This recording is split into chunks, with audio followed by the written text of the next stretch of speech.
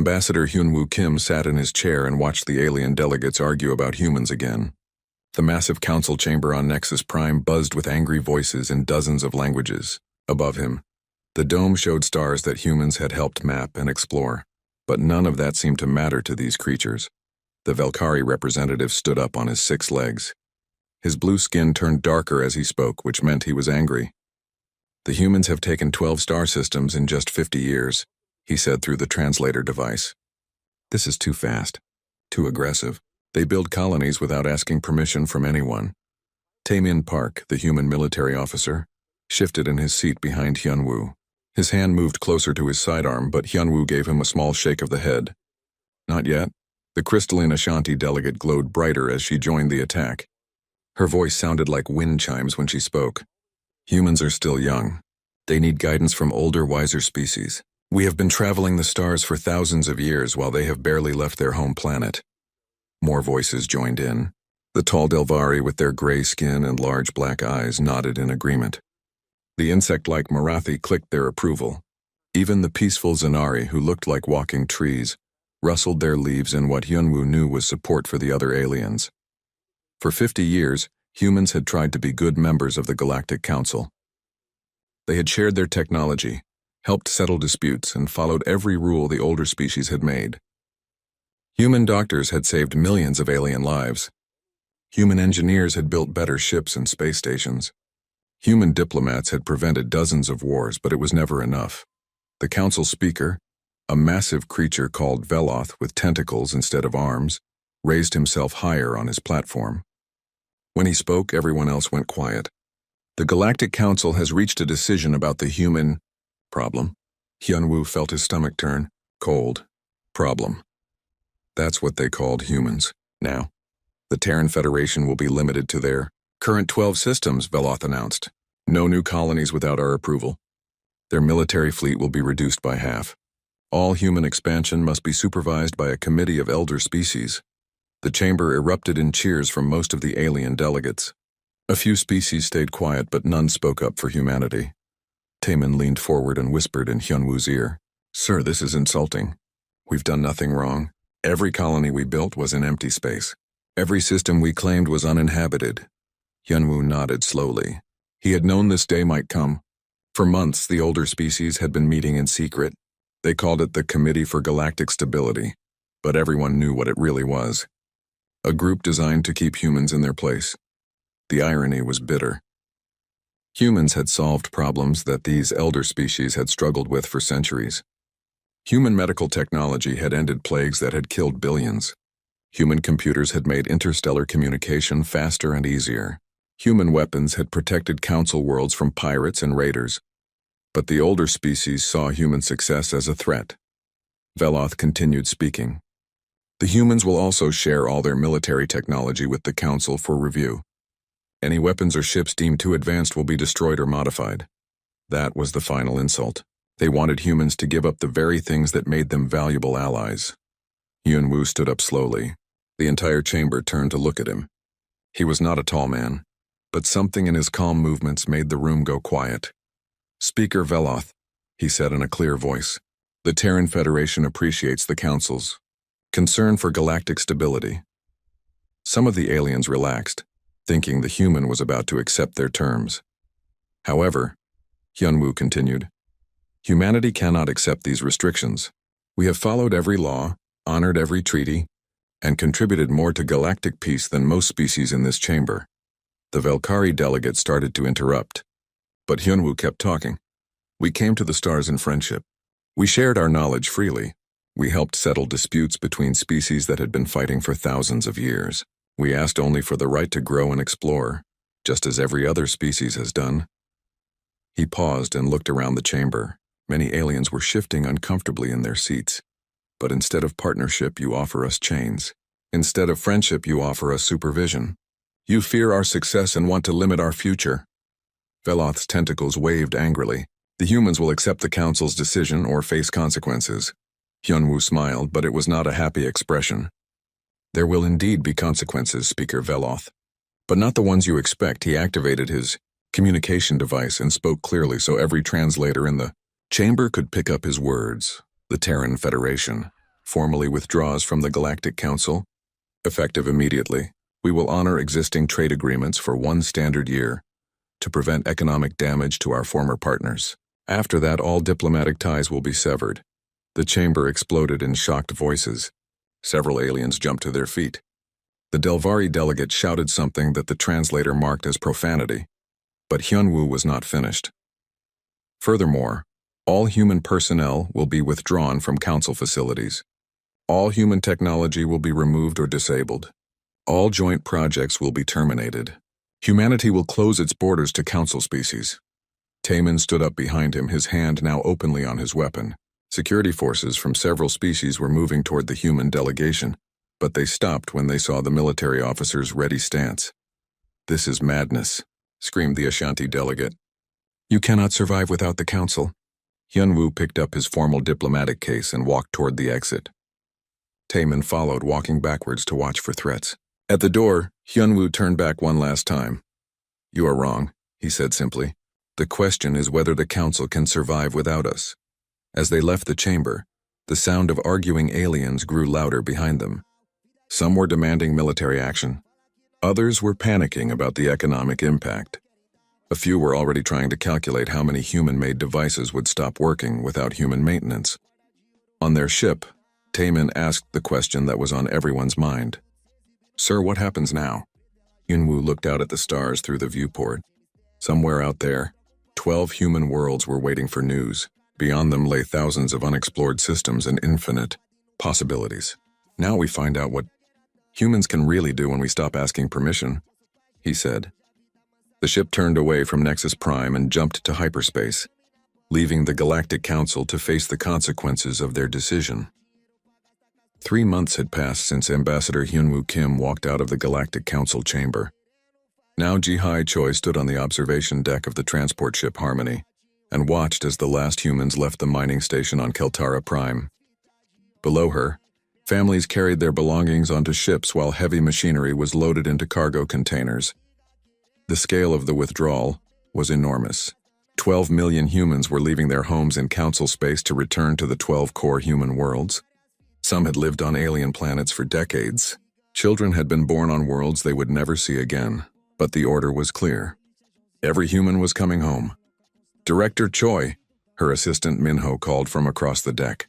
"The Keltran administrator wants to speak with you again." Ji-Hai sighed. Administrator Vex had been calling every hour for 3 days, begging the humans to stay. The insect-like alien was desperate because humans ran most of the mining equipment on his world. Without them, production would drop by 80%.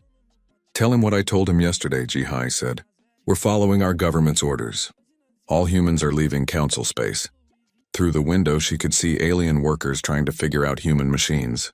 Most of them had never needed to understand the technology before. Humans had always been there to fix problems and improve systems. Not anymore. On the trade station Meridian, Seok-Jin Yu was having similar conversations. The massive space station served as a hub for commerce between dozens of species. Human merchants had been the backbone of interspecies trade for decades because they could talk to everyone and solve problems that other species couldn't. "Please, Seok-Jin," pleaded Trader Kix, a purple-skinned Valdori with 4 arms. "Just delay your departure by 1 month. We can negotiate better terms. The council might change its mind." Seok-Jin shook his head as he signed the last shipping manifest. "The decision is final, old friend. All human trade operations end today." Around them, the station was in chaos. Cargo ships from dozens of species sat waiting for human merchants who would never come. Automated systems beeped warnings about incomplete transactions and missing documentation. Without humans to coordinate between different species' trade systems, everything was breaking down. The Valdori trader's skin turned a darker purple, which meant he was scared. "But how will we manage the quantum cargo scanners? Or the universal currency exchange? Humans designed most of these systems." "That's not my problem anymore," Seok-Jin said, though he felt sorry for his alien friend. "You'll have to figure it out." As his ship prepared to leave, Seok-Jin could see other human vessels departing from dozens of docking bays. Each one took away decades of knowledge and experience that the aliens had taken for granted. On the research station near the Vortani Nebula, Min-Ho Lee was destroying his life's work. The xenobiologist had spent 20 years studying alien plant life and had made discoveries that could have fed billions of people. His research on Korthak biology had led to new medicines that saved lives across the galaxy, but the Council species had dismissed his work. They called it primitive human thinking and unrefined methodology. The Korthak themselves had refused to let him publish his findings because they said humans were too young to understand their biology, so Minho deleted every file and burned every paper sample. If the aliens thought human science wasn't good enough, they could discover everything again by themselves. "Sir," his research assistant Yoon Seo called from across the lab. "The Korthak delegation is here. They want to discuss keeping the research facility open." Minho looked at the alien creatures through the window. They looked like tall, thin birds with 6 arms and feathered heads. For years they had treated him like a curiosity rather than a serious scientist. "Tell them the facility is closing," he said. "All equipment will be destroyed rather than left behind." The Korthak leader's feathers ruffled in distress when Yoon Seo delivered the message. They had been studying their own biology for thousands of years but had made little progress. Human techniques had advanced their understanding more in 20 years than they had managed in millennia, but their pride had prevented them from admitting it until now. The most dramatic confrontation happened in the Nexus system, where humans and Delvari had shared control of 3 planets for 40 years. The Delvari hegemony decided that humans couldn't be allowed to leave with their advanced technology and industrial equipment. Admiral Bo-Ram Song received the ultimatum while her fleet was escorting civilian transports out of the system. 3 Delvari battle groups had surrounded the human convoy and were demanding surrender. "Admiral," her communications officer reported, "the Delvari commander says we must leave all our ships and technology behind. They're offering to transport our people in their vessels." Bo-Ram almost laughed. The Delvari wanted human technology but thought they could take it by force. They had no idea what they were really facing. "Signal the fleet," she ordered. "Execute Protocol 7. What happened next shocked the galaxy. The human ships didn't engage in traditional combat. Instead, they seemed to vanish from sensors while launching weapons that moved faster than anything the Delvari had ever seen. The alien battle groups found their ships disabled within minutes, their weapons offline and their engines dead. But no one was killed. The human weapons had precisely targeted only military systems, leaving life support and communication intact. "This is Admiral Song to all Delvari vessels," Bo-Ram announced on an open channel. "Your ships are disabled, but your crews are safe. Repair ships will arrive in 6 hours to restore your life support systems. Do not attempt to follow us." The human fleet then reappeared on sensors and continued on its way, leaving 3 battle groups floating helplessly in space. The message was clear. Humans had been holding back their true capabilities for decades. News of the incident spread quickly through Council space. Other species began to realize that the primitive humans had technology far beyond what they had revealed. The quiet, helpful humans who had been their partners and neighbors were actually the most advanced military force in the galaxy. As more human ships reached the borders of their home territory, alien governments started to panic. Economic systems were collapsing without human expertise. Medical facilities couldn't maintain human-designed equipment. Even basic services like waste recycling and air purification were failing on stations where humans had been the primary engineers. The Ashanti tried to stop human researchers from leaving their crystal cities, but found that their security systems had been designed by humans and no longer worked. The Marathi discovered that their newest starships couldn't navigate hyperspace without human-modified computers. Most troubling of all, species that had relied on human mediation to settle disputes were starting to fight again. Without humans to translate not just languages but cultural concepts between different aliens, misunderstandings were turning into conflicts. In just 3 months, the careful structure of galactic civilization was beginning to collapse. The Council had thought they were containing a dangerous upstart species. Instead, they had driven away the glue that held their society together. And on the 12 human worlds, millions of returned citizens were asking their government the same question. What happens next? The answer would reshape the galaxy forever. 6 months after the human withdrawal, Councillor Vrex of the Delvari hegemony stood before an angry crowd on his homeworld. The gray-skinned aliens pressed closer to the government building, their large black eyes filled with rage. Signs in the crowd demanded his resignation. "Where is the power?" someone shouted from the crowd. "My children are cold because the fusion generators don't work." Rex's throat felt dry. The human-designed power plants that supplied energy to most Delvari colonies had started failing weeks ago. Without human technicians to maintain them, the complex systems were breaking down one by one. His people were facing energy shortages for the first time in decades. "We are working to find solutions," he called back, but his voice sounded weak even to himself. "Find the humans," another voice yelled. "Bring them back." But Rex knew that was impossible. The Delvari had been among the strongest supporters of containing humanity. They had demanded military action when humans tried to leave. Now their own battle group sat in repair docks, still recovering from their humiliating defeat. The worst part was the medical crisis. Human-designed medical scanners had reduced infant mortality by 60% across Delvari space.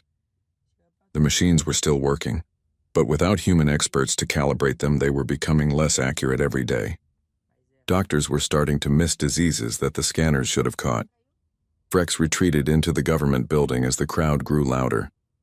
Through his office window, he could see the lights of the city flickering as another power grid struggled to stay online. On a hidden monitoring station at the edge of known space, Songho Jiang watched the chaos unfold through intercepted communications. The former human diplomat had volunteered to observe the aftermath of humanity's withdrawal. His reports back to Earth made for grim reading.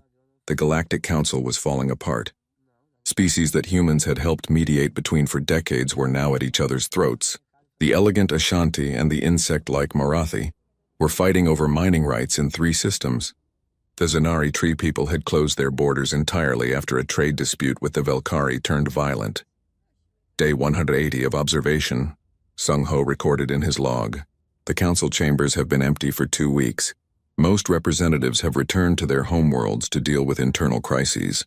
The Universal Translation Network is developing critical errors without human linguistic expertise. That last problem was causing diplomatic disasters. The translation devices that allowed different species to communicate had been refined through decades of human work.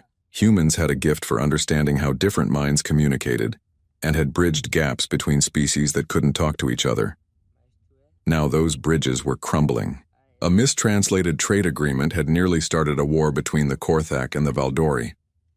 The Ashanti had stopped talking to anyone because they claimed the translators were making them sound primitive and illogical.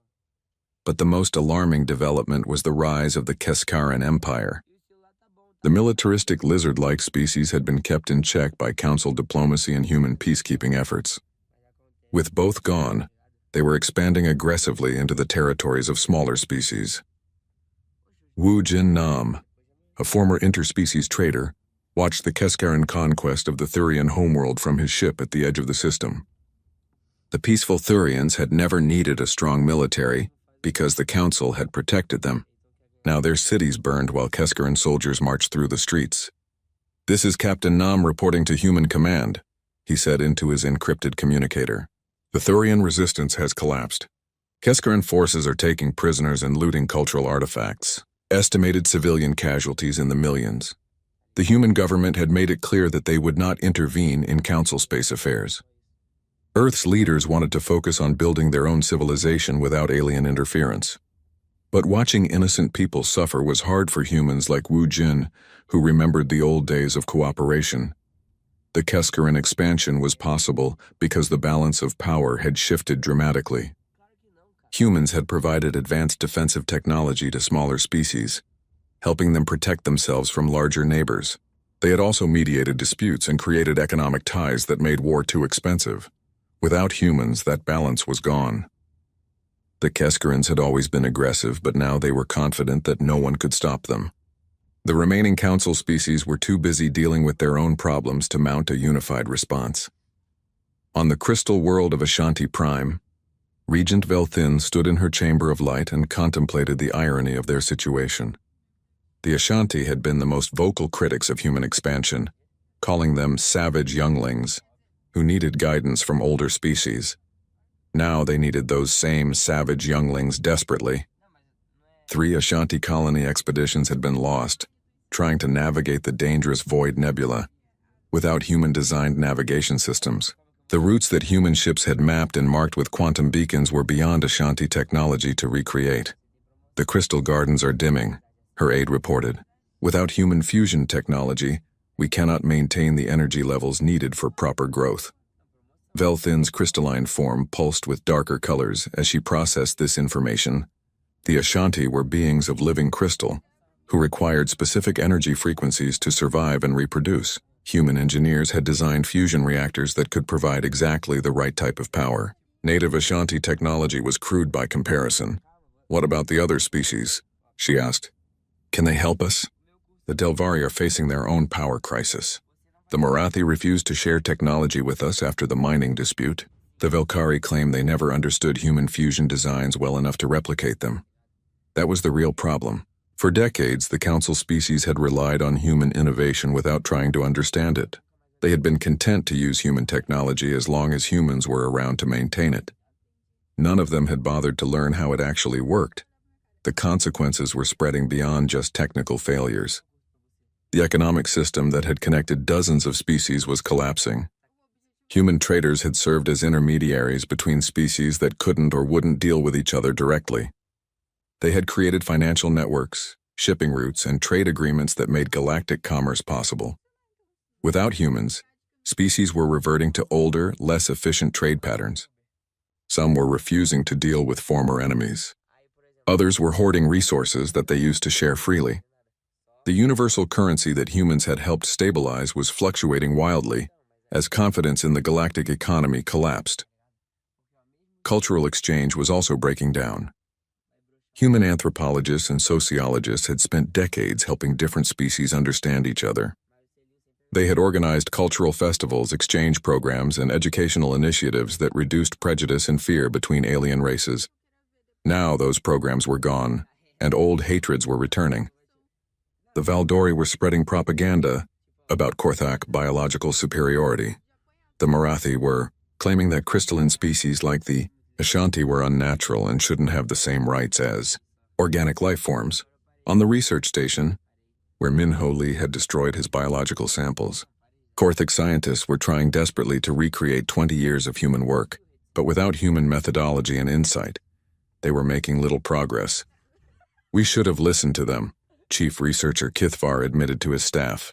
"The humans saw patterns in our biology that we missed for thousands of years. It was too late for regrets."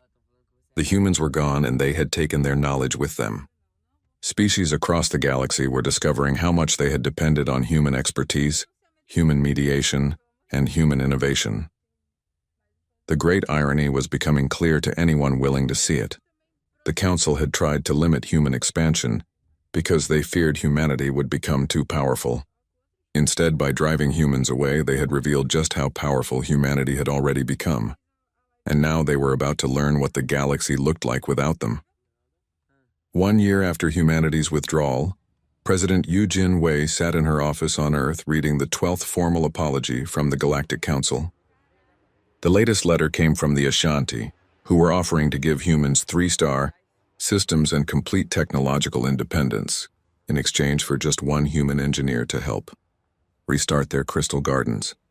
Each delegation that arrived at the edge of human space was more desperate than the last. The proud Delvari had offered to make humans equal partners in their government. The Marathi had promised to share their most guarded secrets about faster-than-light communication. Even the ancient Veltar Confederacy had sent ambassadors for the first time in centuries, but humanity's answer remained the same: polite acknowledgement and firm refusal. "They still don't understand," Eugene said to her aide as she set the letter aside. "They think this is about getting better terms or more respect. They don't realize we're done with their entire system." In his secured office, Insu Kwan read the latest intelligence reports from the former Council territories. The head of human intelligence had agents throughout the galaxy, and their reports painted a picture of complete collapse. 3 major wars were now raging in what used to be peaceful Council space. The Keskaran Empire had absorbed 4 smaller species entirely, turning their populations into slave labor. The ancient Morden Collective, disturbed by the chaos spreading near their borders, had awakened from their long isolation and begun their own aggressive expansion. Most disturbing was the report about biological weapons. With human medical expertise gone, Some species were reverting to barbaric warfare methods that had been banned for centuries. A plague was spreading through Valdori space that would have been easily curable with human biotechnology. "Sir?" His assistant, Koyan, knocked on his door. "We have a refugee ship requesting permission to enter human space." Insu frowned. The borders of human territory had been sealed for months. Nothing was supposed to get through the defensive networks without authorization. "What kind of ship?" he asked. "Thurian design, but heavily damaged. The pilot says he's the last survivor of the Thurian Council. He's requesting sanctuary." Insu's blood ran cold. The Thurians were one of the oldest species in the galaxy, known for their peaceful nature and artistic achievements. If they had been completely wiped out by the Keskerans, it meant the situation was worse than anyone had imagined. At the edge of human space, Counselor Jek floated in his damaged escape pod and wondered if he would die before the humans answered his call. The last surviving member of the Thurian Council, he had watched his entire species be enslaved or killed by Keskaran forces. The Thurians had trusted in the Galactic Council's protection for thousands of years. They had never built a strong military because they believed diplomacy and culture were stronger than weapons. They had been wrong. When the Keskaran fleet arrived at Thuria Prime, there had been no human peacekeepers to call for help. No human mediators to negotiate a peaceful solution. The Council species were too busy with their own crises to send aid. So the Thurians died while their art galleries burned and their libraries were destroyed. "Human vessel, this is Counselor Jek of Thuria," he transmitted again on the emergency frequency. "I seek sanctuary for myself and the survivors of my people. We have valuable information about Keskaran military capabilities." The response came faster than he expected. "Counselor Jek, this is Director So Young Park of Human Foreign Affairs. You are cleared to enter human space. A medical ship is being dispatched to your location." For the first time in months, Jek felt hope. So Young Park stood in the medical bay of the human rescue ship and watched Thurian refugees receive treatment. There were only 300 survivors out of a population of 12 billion. The scope of the genocide was almost impossible to comprehend. "Director," the lead medic Dr. Haywan reported, "most of them are suffering from malnutrition and trauma. The Keskarans used them as forced labor before the final assault on their homeworld." So Young nodded grimly. She had been one of the architects of humanity's withdrawal policy. But seeing the consequences up close was difficult. These people had done nothing wrong except trust in a system that had failed them completely. "What about their request for sanctuary?" Dr. Haywan asked. That was the question that would change everything. Human policy was clear. No involvement in council affairs. But these weren't council representatives asking for political favor. They were refugees seeking basic survival. "Prepare housing facilities on New Geneva," So Young decided. "The Thurians will be granted full refugee status and protection under human law." The decision sent shockwaves through both human space and the remaining council territories. Humanity had broken its isolation for the first time, not to negotiate with governments, but to protect innocent civilians. The message was carefully crafted but unmistakable. Humans would not return to the council system, but they would protect those who sought their aid on human terms. Within days, the decision split the remaining council species. Some saw it as an opportunity to escape the chaos consuming their territories. Others viewed it as the final insult to galactic order. The Ashanti were the first to make an official request. Regent Velthin arrived at the human border in a small diplomatic vessel, accompanied by only her personal staff. "We do not come as representatives of the council," she announced. "We come as individuals seeking to join human society." It was unprecedented.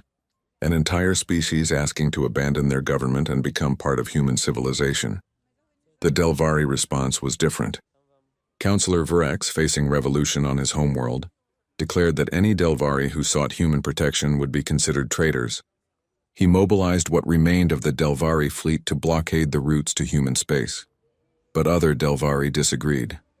Admiral Teskar, who had fought against humans during the withdrawal, defected with her entire battle group. She brought detailed intelligence about Delvari, military weaknesses, and a formal request to join the human military as mercenaries. "We were wrong about your species," she told human officials during her debriefing. "We thought you were dangerous because you were ambitious. We didn't realize you were dangerous because you were right." The flood of refugees grew daily. scientists from the Korthak research stations, traders from the Valdori commercial fleets, even some Marathi hive clusters that had broken away from their collective consciousness to seek individual freedom in human territory. Each group brought skills, knowledge, and stories of the devastation spreading through former council space. But they also brought something else. Proof that humanity's way of doing things worked better than the council's ancient hierarchy. Unlike the council's system of elder and junior species, humans treated each refugee group as equals. They provided housing, medical care, and education without demanding cultural assimilation or technological tribute. They offered protection and opportunity in exchange for voluntary contribution to the common good. It was exactly what the galaxy had needed all along. But the council had been too proud to admit it. President Yu Jin-wei read the reports of refugee arrivals with mixed emotions. Part of her was proud that humanity was helping those in need, but another part worried about the implications. "We're not just taking in refugees," she told her cabinet during their morning briefing. "We're becoming the foundation of a new galactic civilization. Whether we want to or not, we're becoming leaders." Foreign Affairs Director So Young nodded. "The question is what kind of leaders we want to be. We can help these people build something better than what they lost. Or we can repeat the council's mistakes." Through the window of the government building, Eugene could see construction crews building new housing complexes for Thurian families. In the distance, Ashanti engineers were working alongside human scientists to develop better fusion technology. Former enemies were becoming neighbors and colleagues. It was not the isolation that humanity had planned. But perhaps it was what the galaxy truly needed. A fresh start based on cooperation instead of domination. Innovation instead of tradition, and voluntary partnership instead of enforced hierarchy. The old Galactic Council was dead. Something new was being born in its place, with humanity at its heart. 2 years after humanity's dramatic withdrawal from the Galactic Council, the massive chambers on Nexus Prime sat empty and dark. Automated systems still hummed quietly, maintaining life support for a facility that no one used anymore. The grand dome that once showed the stars of a united galaxy now displayed only empty space. The Galactic Council no longer existed. Admiral J. Wan stood on the bridge of the human battleship Unity and watched another refugee convoy approach the edge of human space. This group included crystalline Ashanti fleeing their dying homeworld, Veltar nobles escaping civil war, and even some Delvari dissidents who had abandoned their collapsing government. "Admiral," his communications officer reported, "the convoy leader is requesting permission to join the Free Systems Alliance." Jaewon smiled at the name. The Free Systems Alliance had grown from humanity's simple refugee assistance program into something much larger. What had started as temporary housing for a few hundred Thurian survivors had become a new form of galactic civilization. "Permission granted," he said. "Direct them to New Geneva for processing and orientation." The processing was unlike anything the former council had ever created. Instead of complex bureaucracy and species hierarchies, the Alliance had a simple system. Any group that wanted to join could do so as long as they agreed to basic principles. No slavery, no genocide, no forced conversion of other species, and voluntary contribution to collective defense and prosperity. That was it. No complex treaties, no tribute payments, no cultural assimilation requirements, just basic decency and willingness to work together. Chancellor Yun Bi-song, humanity's new leader, had designed the alliance structure based on hard lessons learned from the Council's failure. Where the Council had ranked species into elder and junior categories, the Alliance recognized only voluntary membership and contribution. Species that had been suppressed for millennia under Council hierarchy were flourishing under human protection. The artistic Thurians were creating beauty again, designing sculptures and music that blended human and alien aesthetics. The technical expertise of the Ashanti was being combined with human innovation to create technology neither species could have developed alone. Even former enemies were working together. Delvari engineers who had once tried to stop human expansion were now helping to build the Alliance's new capital city on the world they called Haven. Korthak biologists were sharing research with human scientists to develop medicines that worked for dozens of different species. A human anthropologist was documenting the transformation for future historians. Her research showed that the Alliance was achieving what the Council had claimed to want: genuine cooperation, between different species. The difference is voluntary participation, she wrote in her latest report. The Council forced cooperation through rules and hierarchy. The Alliance allows it to develop naturally through shared interests and mutual respect. The results spoke for themselves. Alliance worlds were more prosperous than Council territories had ever been. Innovation was accelerating as different species shared knowledge freely. Even conflicts between member species were resolved quickly through mediation and compromise. But the success came at a cost.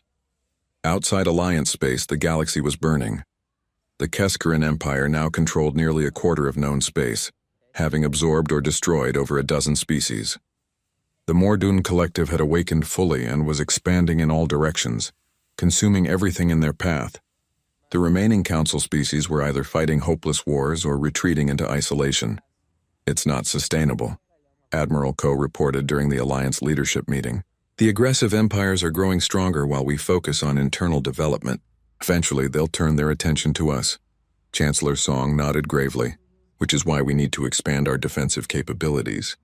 Not for conquest, but for protection. That protection took an unusual form.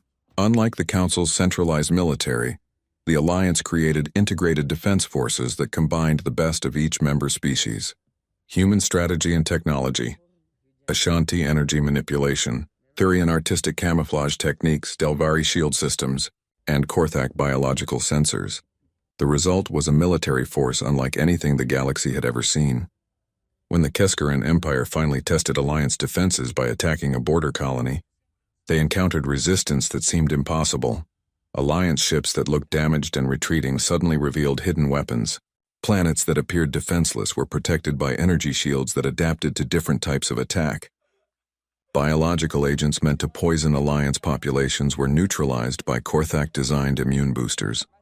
The Keskaran invasion force was not just defeated, but captured intact, along with detailed intelligence about their empire's military capabilities.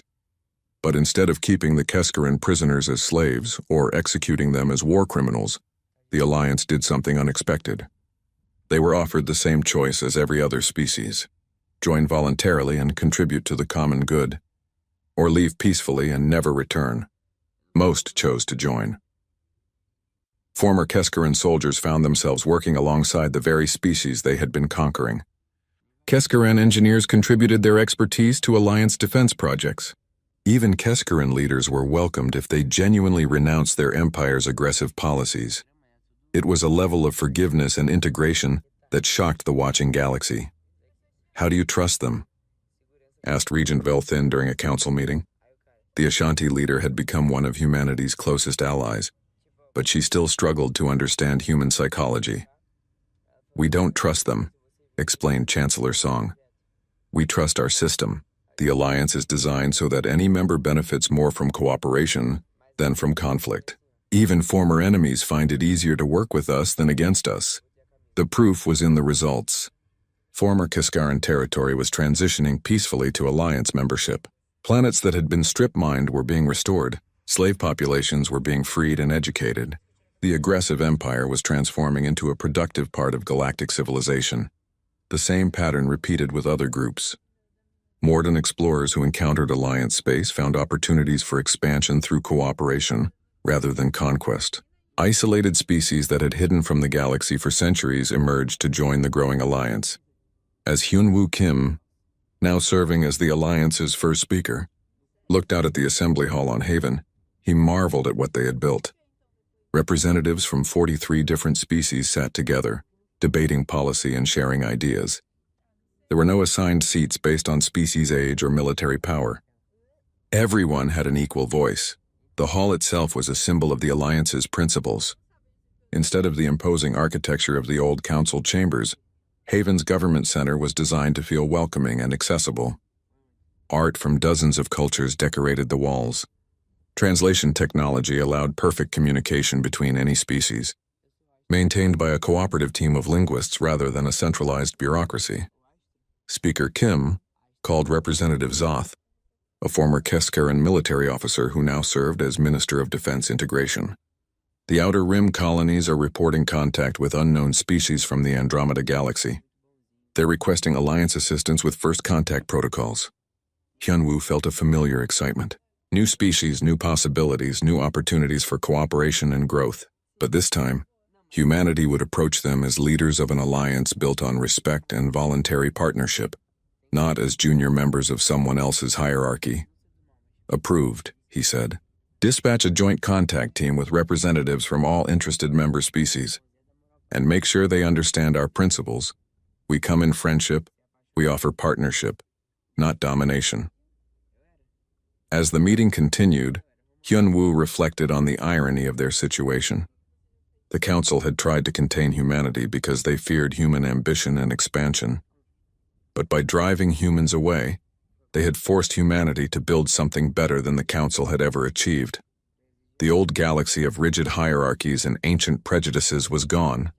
In its place was growing a new civilization, based on the radical idea that all sentient species deserve dignity, freedom, and the opportunity to contribute their unique gifts to the common good. It was not the empire that some humans had dreamed of building. It was something better, a voluntary community where leadership was earned through service, where innovation was shared freely, and where former enemies could become partners in exploring the infinite possibilities of the universe. Through the great windows of Haven's government center, the stars of 43 different homeworlds shone in the night sky. And beyond them, in the direction of the Andromeda Galaxy, lay countless more worlds waiting to be discovered. The galaxy had learned an important lesson. Sometimes the best way to become a leader is to first walk away and show others what true leadership looks like. And humanity, reluctant leaders of a voluntary alliance, was just getting started.